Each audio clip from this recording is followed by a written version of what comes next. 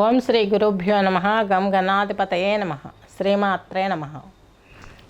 ఈరోజు మనము 2025 ఆగస్టు మాస ఫలితాల అంతర్భాగంగా మన ఛానల్లో మ్యూజిక్ థెరపీ, అస్ట్రాలజీ, యోగా, ఇవి ఆయుర్వేదం టిప్స్, అవి అలాగూ యోగా డైట్లోకి వచ్చేస్తాయి.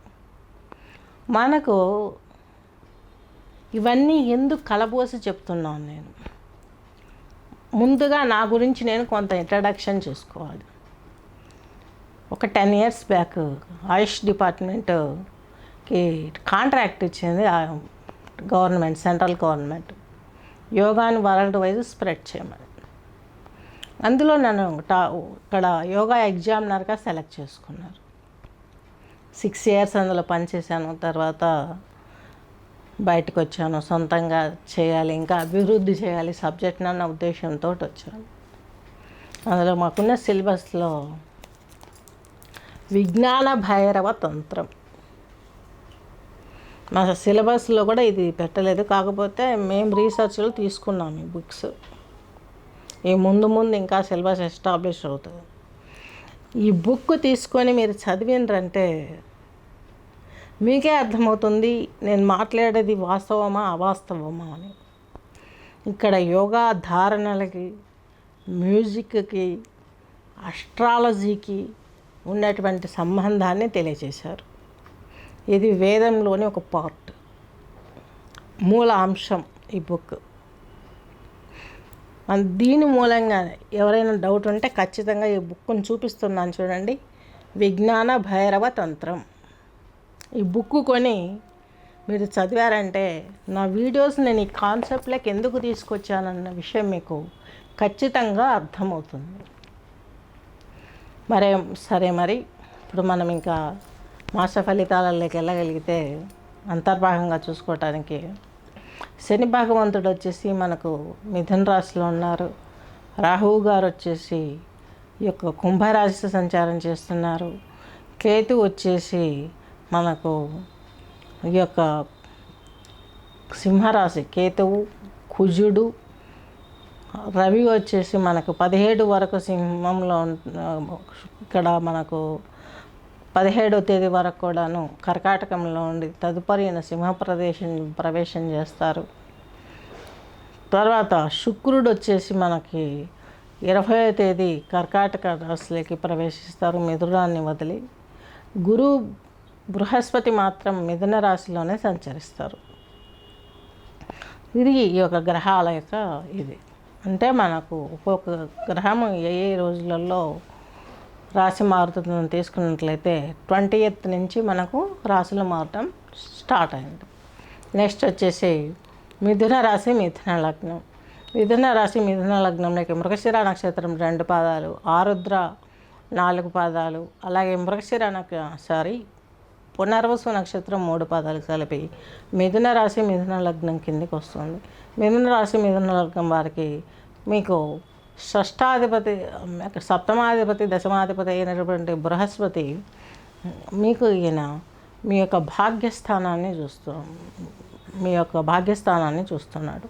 అంటే భాగ్యస్థానంలో రాహు ఉన్నాడు, అక్కడ రాహువును వీక్షిస్తున్నాడు బృహస్పతి. దీని మూలంగా కొంత ప్రెజర్ ఉంటుంది, కొంత అభివృద్ధి లభిస్తుంది. ఉద్యోగంలో, సొసైటీలో మంచి పర్సన్స్ ఉంటారు. మీకంటూ కొంత ఆవేశాలను తగ్గించుకోగలిగితే మిథున రాశి వారు కొంత ముందడుగు పడే అవకాశాలు స్పష్టంగా ఉన్నాయి.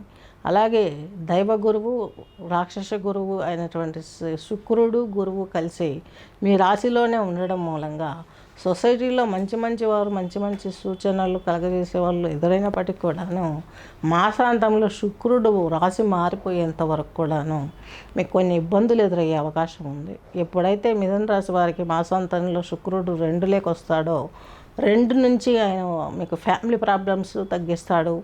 మీరు అనుకున్న కాలానికి మీరు అనుకున్న పనులు చేసుకునే ఫలితాన్ని కలగజేస్తాడు. నెక్స్ట్ మీకు ఈయన చేసే ఫలితాలు కూడా ఎలా ఉంటాయంటే, ఇక్కడ 2లోకి వచ్చిన తర్వాత మీకంటూ మీ యొక్క అష్టమ స్థానాన్ని కూడా చూస్తాడు శుక్రుడు. వ్యయాధిపతి ప్లస్ మీకు పంచమాధిపతి. సంతాన సౌభాగ్యం బాగుంటుంది. వివాహం కాని వారికి వివాహం అవుతుంది. టెక్నికల్ వృత్తుల పైన మీకు పట్టు అనేది లభిస్తుంది. ఈ ఎప్పటి నుంచో ప్రెజర్స్ ఉన్నటువంటి సాఫ్ట్వేర్ రంగాల వైపు కూడా ఇప్పుడు కొంచెం కొంచెం సడలింపు జరుగుతుంది. యుద్ధ వాతావరణాలన్నీ చల్లబడతాయి. ఇంకా మనకి ఇదివరకట్లాగా యుద్ధ భయాలు కూడా ఉండే అవకాశాలు ఏం లేదు. చక్కగా కుజుడు రాహువు శని యొక్క పరస్పర నక్షత్ర వీక్షణలు కలయికలు ఇవన్నీ సమసిపోయాయి కాబట్టి ఏవో ఎక్కడో జరుగుతూ ఉంటాయి. మనకు వచ్చే వైపరీత్యం ఏం లేదు. మనం చింతించాల్సిన అవసరం ఏమాత్రం లేదు. నెక్స్ట్ మీ వ్యక్తిగత విషయాన్ని తీసుకున్నట్లయితే మృగశిర యొక్క మిథున రాశి వారికి మీకు బ్యాలెన్స్డ్ స్టేటస్లో ఉండలేరు. మీరు కొద్దిసేపు ఈ పని చేద్దామా ఆ పని చేద్దామా అని ఒడిదుడుకులతో సాగుతుంది. కానీ మీకంటూ ఒక స్థిర వృత్తి జరగడానికి వృత్తిలో ఆశించిన వృత్తి మీకు అనుభవంలోకి రావటం చాలా వరకు ఆనందాన్ని గడించే అవకాశాలు స్పష్టంగా గోచరిస్తున్నాయి. నెక్స్ట్ వచ్చేసి రవి బుధులు వచ్చేసి మీ మిథున రాశి వారికి రవి వచ్చేసి 17వ తేదీ మీకు తృతీయంలోకి వస్తాడు రవి. ఇక్కడే తృతీయంలో కేతు ఉన్నాడు, కుజుడు ఉన్నాడు. మాసాంతంలో కుజుడు మీకు కన్యారాశి సంచారం చతుర్థంలోకి వస్తారు.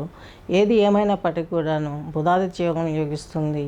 అలాగే మీకు 3లో కేతువు కూడాను ఎన్ని విధాలైనా సరే మిమ్మల్ని కొంచెం టెన్షన్ పెట్టినప్పటికీ కూడా చివరికి మాసాంతంలో మీకు లాభాలను కలగజేసే అవకాశాలు స్పష్టంగా ఉన్నాయి. కుజుడు మీకు చతుర్థంలో ఉండటం మూలంగా మాతృసౌఖ్యం దొరుకుతుంది. ఎందుకనగా ఈయన మీకు 6వ ఇంటాధిపతి, అలాగే లాభాధిపతి. లాభాన్ని కలగజేస్తాడు. శత్రువు రుణ రోగ విముక్తి కలుగుతుంది. ఈయన కలిసి ఉన్నది కేతువుతో కాబట్టి కేతువు వచ్చేసి మీ రాశికి దశమాధిపతి కాబట్టి మీకు వచ్చే అభివృద్ధి కూడాను లాభసాటిగా ముందుకు వెళ్ళటానికి చాలా వరకు తోడ్పడుతుందని మనం చెప్పుకోవచ్చు.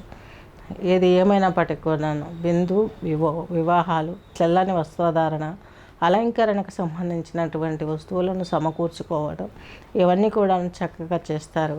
నూతన గృహప్రవేశాలు ఏమన్నా మీరు చేయాలన్నా, అలాగే కట్టించిన ఫ్లాట్స్ అయినా, ఇండివిజువల్ హౌసెస్ అయినా కొనడమైనా, ఓపెన్ ల్యాండ్స్ కొనడమైనా జరుగుతుంది. మీ ఆలోచనలు ముందుకు సాగుతాయి. మిమ్మల్ని మీరు నిర్ధారించుకోగలరు. పూర్ణ స్థితిలో మీరు నిలబడగలుగుతారు. మీకంటూ ఎవరు మీ సైడ్ ఏలు ఎత్తి చూపనంత ముందుకెళ్ళే అవకాశం స్పష్టంగా గమనించగలుగుతారు. ఇది వరకులాగా మీరు తెలిసి తెలియని తప్పులు చేసుకోలేరు. ఎందుకంటే అష్టమి శని విషయం జరిగినప్పుడు మీరు చాలా మిస్టేక్స్ చేసుకున్నారు లైఫ్లో. అప్పట్లో పడ్డ కష్టాలు ఇప్పుడు పదిలే అవకాశాలు ఏవి కనిపించట్లేదు.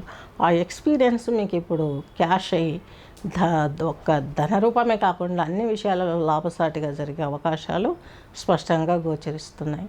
స్వస్తి.